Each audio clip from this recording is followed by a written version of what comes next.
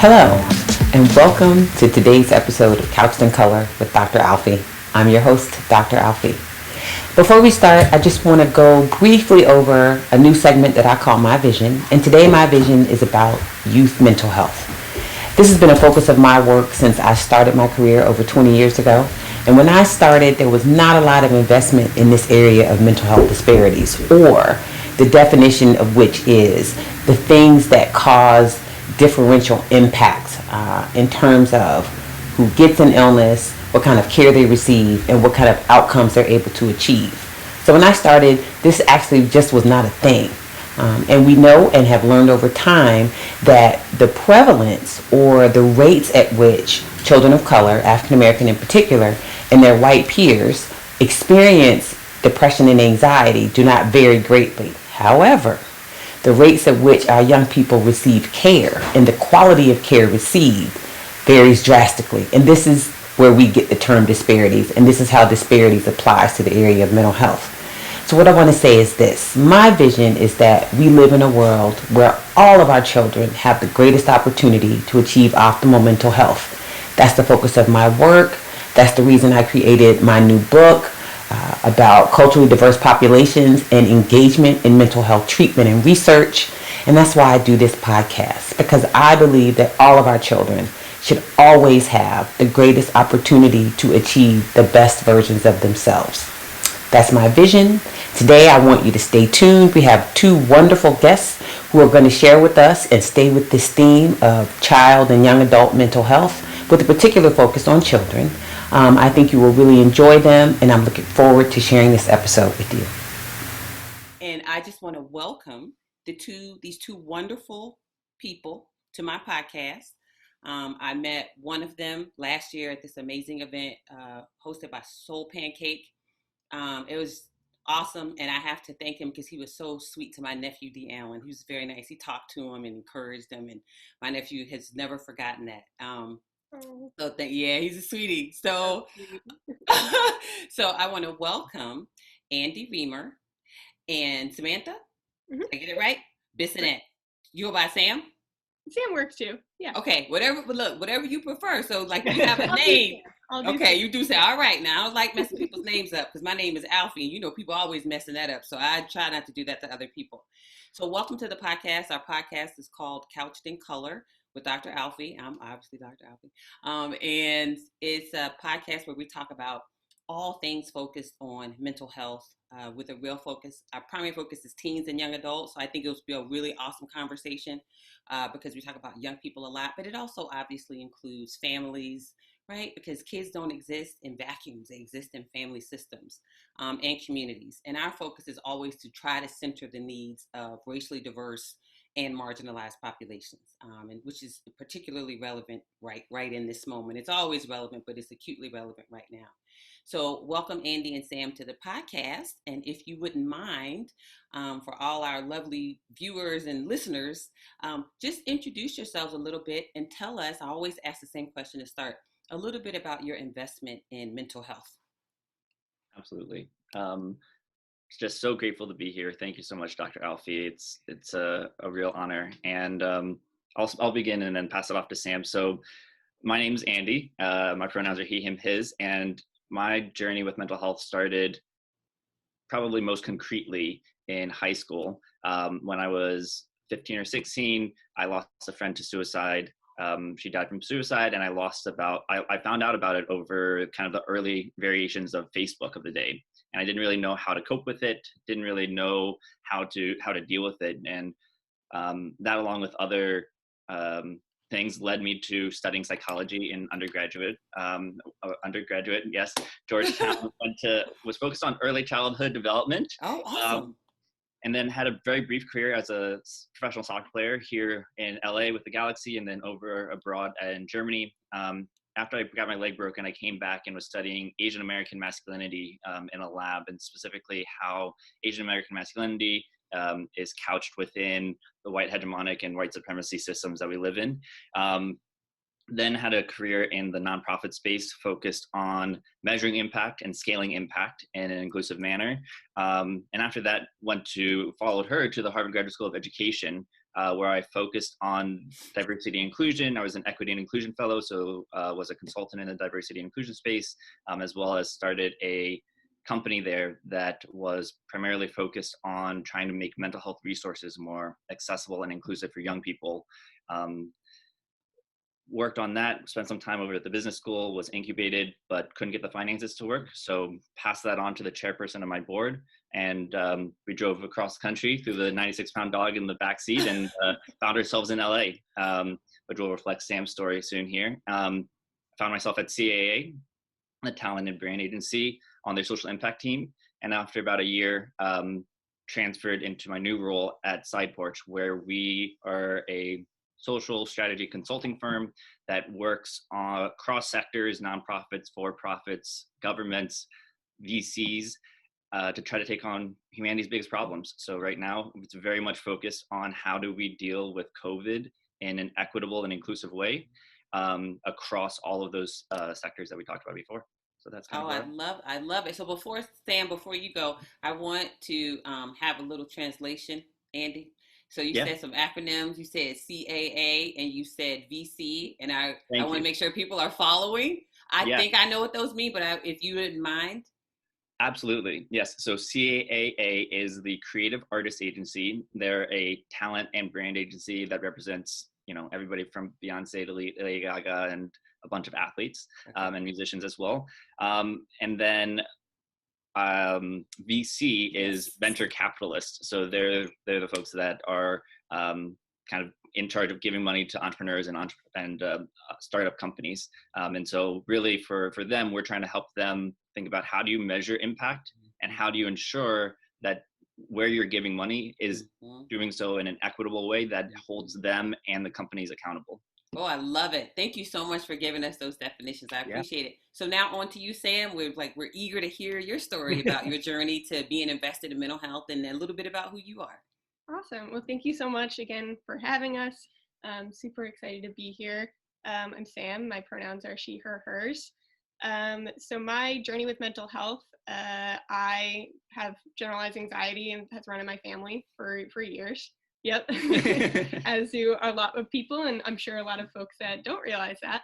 My own anxiety, kind of crosses over with mild OCD as well. So that is my personal experience, and have sought out therapy and been privileged to have access to therapy as a child and as an adult.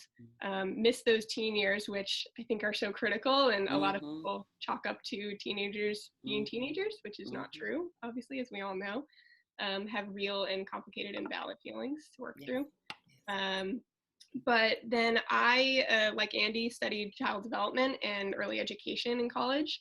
And I had a couple of wonderful professors who I was just on the phone with this week also.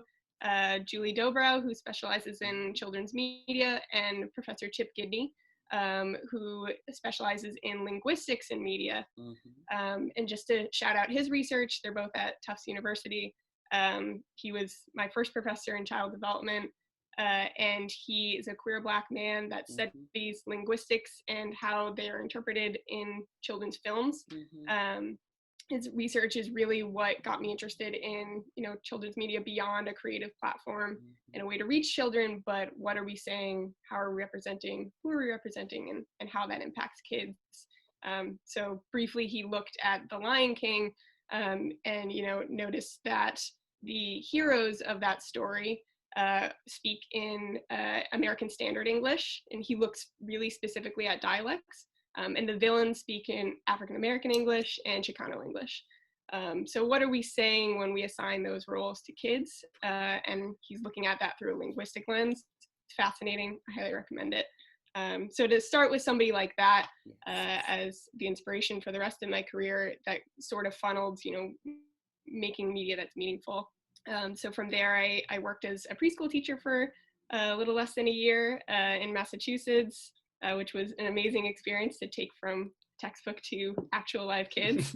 And then I slowly transitioned into production, both at small studios to work in animation at PBS Kids, so on the nonprofit side of media. And then went to the Harvard Graduate School of Education to focus more on expanding my knowledge of children's media and everything, all the interdisciplinary subjects that kind of come with that, and had some wonderful professors there in design and disability history in education, race and equity in education, and then graduated, producer again for a year until we moved out to Los Angeles. And now I pivoted to the creative side, and I'm currently a staff writer at DreamWorks Animation on a preschool show, where we have these conversations a lot. And, you know, it's never not with us the responsibility that we have to portray messages and representation to kids, whether that's at a design level from the art and animation all the way through the voice actors and the writing. So wow, I was like, okay, so we're done. Like you said all that, we're done. There's nothing else to discuss. That is, I'm not saying it to flatter either of you. I am just overwhelmed by the investment, right? And the thoughtfulness about all these, especially for the little kitties. I just love babies. I love children. And you talk about like a couple of degrees of separation. So my godmother, her name is Dr. Mona Williams Thornton, is EDD in early childhood development. She went to UMass Amherst. And one of her mentees, who was a good friend when I was younger, I forget Brian's last name, but he now has I think he has an EDD as well, from Tufts in early childhood development. And I wish I could think of Brian's last name. So the world is like, and he's an African-American man. So the world is like teeny, teeny, teeny, tiny, right? And so I know that both of them will be super eager to, you know, to hear what you all have to say. So you said a lot of things that made me, you know, think, I want to go in this direction. I want to go in this direction. And I think one of the things I'm really curious about is this idea of what encourages you to, and I think both of you are more than welcome to answer this. How do you center these conversations around mental health for diverse populations, right? So you both mentioned racial, ethnic, cultural diversity. I heard ability status, right? Young people with disabilities, queer young people. Like I've heard all of these different groups of young people.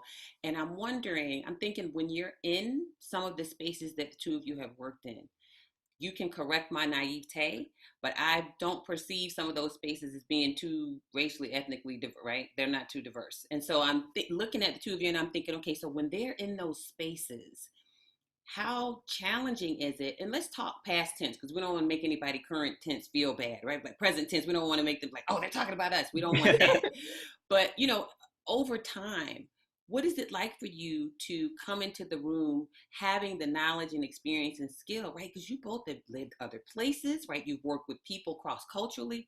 How do you bring that into your day-to-day work and help other people understand who may not come from marginalized backgrounds, right?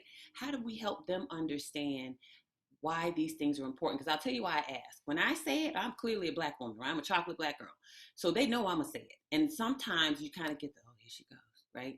And I spent years in academic medicine, and I will name names. I got it all the time. Right. I worked at 3 places. Every one of those places, I got it. You know, so it's a little different for me to say it when you can visibly tell, right? It's sort of out in your face that I'm an African-American woman. I could be Latinx, you don't know, but, you know, I'm clearly of color. So how about for the two of you, when you're in spaces, maybe there are things that people don't know about you. Like for all I know, one of you might have a disability and you get into a conversation about, you know, differential ability, and people might not understand why this is part of the conversation. Why do we need to focus? You know, I don't know, just for example. So for you, how is it to center these conversations with people, you know, where that maybe is not their focus? Absolutely. I'll start and want to hear what you say as well. So for me, as a white-facing mixed-race person who's done diversity and inclusion consulting, but also tries to bring that into my everyday work, even if it's not about equity and inclusion, we know everything is, it depends on the situation. Okay. If I'm able to say, if I'm able to get time one-on-one with the person, then it starts with a lot of why questions. And we just start, you know, the 7 whys, and you get down to the core, and then you can provide them with baseline information that can help change their mind. If it's a larger group, I think it's important for folks like us I'm white facing, Sam's white, to utilize that privilege to speak up and not place the burden on people of color to have to always be the ones educating or speaking up. You know, the quote going around right now, silence is complicity. I think it's very true in every single aspect of that phrase. It's not just on the streets, it's in every single family conversation, it's in every single professional organization, it's anytime you're getting coffee with friends. Not saying something allows you to be complicit, and it takes a certain amount of discomfort to talk about it, but realizing that discomfort is temporary because of the privilege that my skin tone and ability status holds, that is something that I think is constantly in mind of leaning into that discomfort, and hopefully by leaning into that discomfort and acknowledging that I also feel discomfort in this, that the other person is able to reflect that and lean into their discomfort so that we can grow together. That's kind of an initial thought. Yeah. I love it. And I can tell you, it does help being married to somebody who's a facilitator. Because I think, and we have many friends who work in diversity and inclusion as well. And, we've experienced these situations in public spaces. I'm thinking of one in particular, but, and I have learned a lot in terms of, obviously recognizing your privilege, knowing that that's a powerful tool that you have. And we're seeing this, whether it is your voice, whether it's your body, whatever you have to use. But one thing that I've learned is a friend said, people rarely change their minds when you drop knowledge on them. And that, I think, as somebody who has been privileged to be in academic spaces, that was always my go-to. I'd say, I have this resource for you to read, or this article, or this professor said this thing. And, that often doesn't appeal to someone who is coming from a personal or an emotional place. So I think it's on white folks like myself to be able to start there, to be patient. I know in my personal life and with friends and family, I have seen the growth in these conversations and noticed a difference in not just the emotional development, the understanding, but in the language that people are using as well. And I think it's so important as white folks to stay persistent and to stay open to these conversations. That is so beautiful. And it really is a wonderful segue into a question I have about what, because I'm all about mental health. And so what impacts might encouraging people, right? Let's not put it just on white people. Let's put it on people maybe who are cisgendered in relationship to people who are transgender, right? Let's put it in the terms of men in relationship to women, or non-gender conforming folks in relationship to people who conform to gender, gender norms. For anyone who has a part of their identity that's less marginalized, right? So I, as a Black woman who's well educated, right, that part of my identity is like being super well educated is not marginalized, like my racial identity, right, my gender identity, but not the education status and sort of socioeconomic status I come from.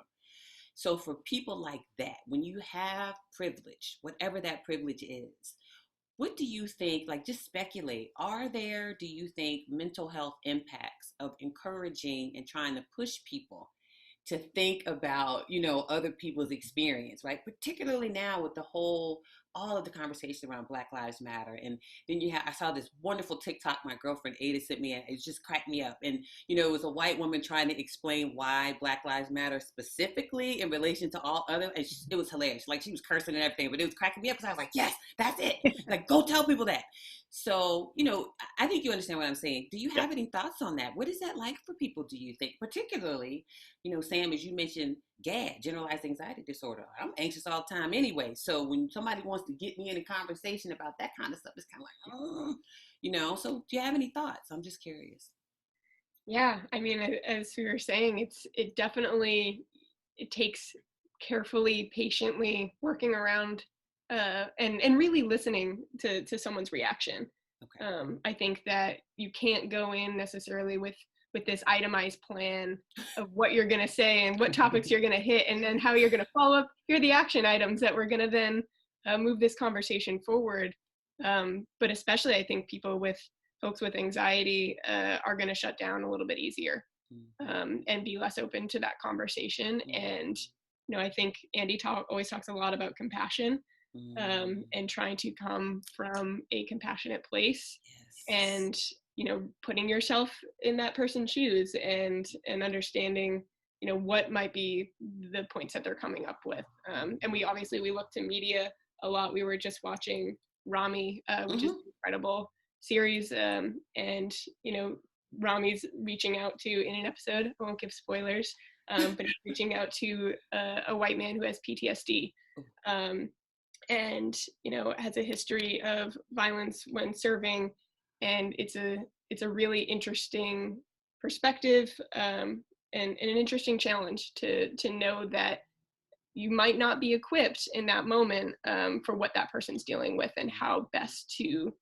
we talk a lot about de-escalation, but how to de-escalate somebody who is experiencing that. Yeah, I completely agree. And so to follow up on a few points that I heard from both of you, like compassion, one reason why I love that term is because I believe it's a step beyond empathy. The etymology of compassion literally means to struggle with. And I think that is, you can't actually ever walk in somebody's shoes. The best you can do is stand side by side and walk and struggle next to them.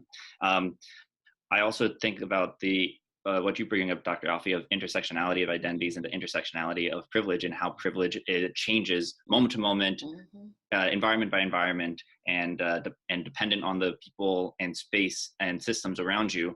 And I think that that's especially true this month, as we're recording this during Pride Month, and how,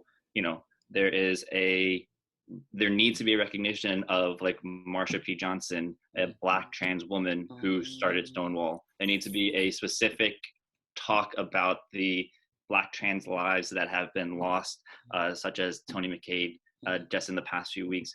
And I think that all of that needs to be intersected and discussed. In addition to everything else. Everything is connected. I mean, this is what we talk about in the larger space of, like, the quote unquote economy. Like, there is no just the nonprofit sector and the for-profit sector and the foundations and the corporate sector. They're all interconnected. In government, one of the reasons why we see government failing so much is because they have become so insular in their thinking, and there needs to be much more collaboration and hearing from their actual citizens and organizations in their communities. And then to come back to the mental health piece, I think it's really the ability to self-reflect and to take time to be to yourself, to be mindful about yourself, I think is the first step in recognizing any privilege. And then being mindful of the present. So I think one thing that we've talked about a lot with our own anxieties and difficult conversations that either Sam and I have together or with other people is trying to be present, not trying to bring back, like, not trying to reference things in the past, not trying to necessarily reference things in the future, but how do you be present with that person? And I think that practice of active listening, which one of the organizations that I'm on the board of, Teen Line, does really well in teaching in their high schoolers. And we're working actively to try to incorporate that in with equity and inclusion and identity, because those are one of the same. So I think that kind of helps wrap that all back into that mental health space. Oh, I love that. So we're going to wind down a little bit. There are two things that I ask everybody to do. One is, Andy, you mentioned an organization, and I wonder if you want to tell us just a little teeny bit about Teen Line. I think I think it's very relevant for what we're doing. So please. Absolutely. Yes. So Teen Line is a national crisis line based here in Los Angeles, where it is a crisis line by teens for teens. The teens themselves are high schoolers, and they're trained for about 100 plus hours by mental health professionals to learn how to de-escalate situations, provide support, and then provide resources in the end. We know that this time has been particularly hard since the pandemic started, especially in reports of loneliness and child abuse have been extremely high. And based off of last year's numbers of the most common themes that were called in for, number 3 was suicide, and the average age was 12, and it continues to get younger. And so we are trying to provide a space with peer support, where the high schoolers that I've met there are some of the most extraordinary people that have incredible active listening skills and incredible empathy and compassion skills to be able to take incredibly tough situations. Yes. And not only de-escalate, but what I particularly love about this crisis line that I think stands out from a lot of others is that they end every conversation by providing them with resources. Oh. And I think that is so strong to give power and autonomy back to the teens that often don't feel like they have that autonomy themselves. So that's I really enjoy being on the board of that organization, and I'm really proud of being a part of that organization, and proud of the stance that they've recently taken on calling out white supremacy on their mailer. What an amazing, I'm all about empowering young people and having young people empowered in that way. Those skills go way beyond just what the young people do when they work on the teen line. Yes. It is equipping them with knowledge that's going to benefit them for the rest of their lives, not just the knowledge, but a skill set, right? Yes. So now all the kids who serve as like the crisis counselor, so to speak, those are skills that they're going to take with them forever, no matter what field they go into. And you have the added benefit of the altruism of knowing that you have taken care of somebody else, right? You sort of done that selfless act. So that is fantastic. And I'm so glad we had an opportunity for you to share about this organization. Thank you. That's awesome. And so the final thing I'm going to do is I'm going to ask Sam to pick a number 1 through 5, and then I'm going to tell you why. Well, 1 through 10, and then I'm going to tell you why. Okay, 7. Okay, 7. All right. So I don't know if you'll be able to see these, but I have these cards. Oh, okay. They're called affirmators. Here, let me show you the front of the box. Amazing. Yeah, they're really cool. They're called affirmators. And the company is called, it's called Knock Knock. That's the name of the company. And I think it's a woman-owned company, which is cool too. Okay. So what they do at affirmators is, I believe in positive affirmations. Andy, you were speaking my language when you said we don't focus on the past. I'm like, oh, that sounds just like me. We don't focus on the future. We're right here in the present. That is like, I try to live like that. Doesn't always work because I'm anxious, but that really helps a lot. And so what affirmators do is they're sort of like they try to be really funny with the affirmations to make it more, they call it less self-helpy. I personally don't have a problem with self-helpy, but I think that's sort of the joke. So I'm gonna, when I was doing the podcast in studio, I would have people pick a card. So now I just have you pick a number, and then I pick the card. All right. Okay. So we're gonna pick a card, and I'm gonna read it, and I'm gonna ask each of you to reflect on it. All right. 5, 6. Oh, here we go. Okay. So today's card is decisiveness. I go with my gut. And when faced with decisions, I make my choices quickly and confidently. I trust my experience and skill, and I will boldly and proudly go anywhere they lead me, asterisk, except IKEA on a Saturday. Come on. So what do you think? What are your thoughts, Sam and Andy, about this idea of decisiveness? Oof. I mean, I have struggled with decisiveness. Yeah. I can definitely say. I think a lot of women do. Yes. And I think that, I saw another reason, in addition to math anxiety, but why I found math so hard, because I was like, well, you could think of it from this way, or what if the equation looked like that? And I think that you're just always used to second guessing yourself and over preparing. Yeah. But I think that, it's something that I try to actively work on, and something that my own therapist here has talked about the differences between who you were in your past and your core self.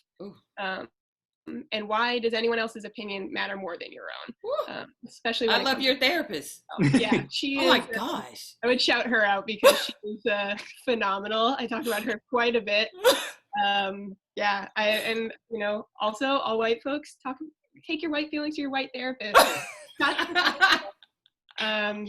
She's wonderful, but I've been trying to strengthen that core self and listen to that intuition in addition to making sure that I'm doing a lot of active listening and taking that action forward. I know I don't want to take us off on a tangent, but like we have been recently discussing this common trend in media of how all the therapists and HR folks in media are Black women now. Yeah, there's a Slate article about it. There's a really good Slate. Yeah, and there's a Funny or Die. I don't know if you've seen it with Kristen Bell. Oh, I We're haven't talking seen about it. her Black therapist. You have to look it up. Funny Okay. or Die, and it's her and her Black therapist. I think it doesn't really get at what you're talking about, but it's just the way that it's. I guess it's ironic because really what they're illustrating is exactly how people treat Black women therapists, which is exactly how Black women therapists are represented on television. You know, it's like you're the magical Black person who's going to fix all, you know what I mean? And you just absorb all the stuff and it doesn't affect you. So yeah, I am totally with you. That is definitely a thing. So do you have any thoughts, Andy, about this decisiveness? Decisiveness. I mean, I as a cisgendered man am always aware of how much space I'm trying to take up, as well as being decisive when the time calls for it. I think that's a balance that I'm trying to go through right now. I learn a lot from reading both, previous folks of, Audre Lorde, James Baldwin, but also presently of, Kendrick Sampson had just come out with a really great article that I know we both know. Tommy Teeps Pico and talks a lot from a poetry side of things and has a great book, IRL, that came out a few years ago that is more about like the inner monologue throughout all of this and how does identity show up in decisiveness or any decisions that we're making. But yeah, the decisiveness piece I think is really important from a white-facing cisgendered male point of view to know when to be decisive and when to listen. And I think that is the constant balance and constant learning and unlearning of when to step up. And as you pointed out before, in many of the spaces that I'm in, it's not racially diverse enough. And so being able to step up and be decisive about stepping up and speaking up and trusting that, it's going to be discomfort and uncomfortable, but that this is a necessary conversation to have. I think that's part of the reflection that I'm in right now. You two are like, oh my God, can you adopt me? You are amazing. Like just the thoughtfulness of it's just so thoughtful. And I was sitting here getting a little teary because you're just so conscious and thoughtful about all of it. So it is wonderful to know that two people like you are in the world and that you're together, right? It's like form like Voltron. That just makes it better. It like grows even more. So I really deeply appreciate everything that you've shared. I think the last thing I would like to ask is, are there any causes or organizations that you're involved with that you want to tell people how they can, contact them or get in touch with you? You want to shout them out? That's one. And then before you say that, we're going to put it in the universe. You brought him up, so I got to say it, Kendrick. So Kendrick needs to come do the podcast, Kendrick Sampson. I'm just letting you know. Come do the podcast, right? So you can talk to some of these Black and brown kids about masculinity like Andy and like get their minds right. So yeah. So any organizations you want to shout out? Do you want to go first? Or if you want to think about it. I'm trying to run through my head. Yeah. Teen Line is one of them. I also think that Anika Carter's work on the hashtag Age of Trauma was important 4 years ago when she wrote it, is equally important now. She talks about how the dichotomy of filming police violence against young Black boys and young men is a good thing to hold accountability and also unequivocally causes PTSD in the Black folks that are watching these videos. That's right. And so I think that her work is spectacular. I believe she has her MSW and is currently practicing. She's awesome. And then how can they find Teen Line? Where do they find out about Teen Line? Teen Line Online is the website. Okay. Teen Line you can find on all the social medias as well. Their Instagram is pretty well kept up with, and right now during the pandemic, they're still able to answer text messages and emails, and we're actively working to try to get them back into Cedars-Sinai where they're based in a safe way. So those are great. Yeah. Got it. Thanks. Then I would just add the Black Trans Protesters Emergency Fund. As Andy mentioned before, there is no pride without Black trans women. Yes. So making sure we donate there. And then I also, because most of my work is around littles and little children. Yes. Sesame Street and CNN are teaming up to host a town hall. Yes. On racism, equity, and inclusion, kids' feelings about it, which I'm very excited to see. They have a history, obviously, of tackling really deep and complex topics for kids. Yes. But they also have some resources. Sesame has teamed up with Headspace and has meditation on YouTube for kids. For the little bitties. Oh, I love it. For the little ones, which is so sweet. And there's a show, Esme and Roy, which is a really sweet show that's for free on PBS Kids, on the PBS Kids video app. And it's around mindfulness and how play and creative play often brings up issues of stress and anxiety for kids, and how that can be solved through mindfulness and listening. Wow, look where we've come to. Do you have cartoons with mindfulness in them? That's amazing. It is pretty amazing. That's amazing. All right. Well, I just want to say thank you so much to both of you. I am so glad that you took the time to be with us on Couched in Color. I will look forward to following all of the good content that you just mentioned. And y'all stay in touch with me, please, and let me know all the wonderful things that you're doing. All right? Thank you so much, Dr. Alfie. Thank you. Take care. All right. Bye-bye. Bye-bye. So there you have it.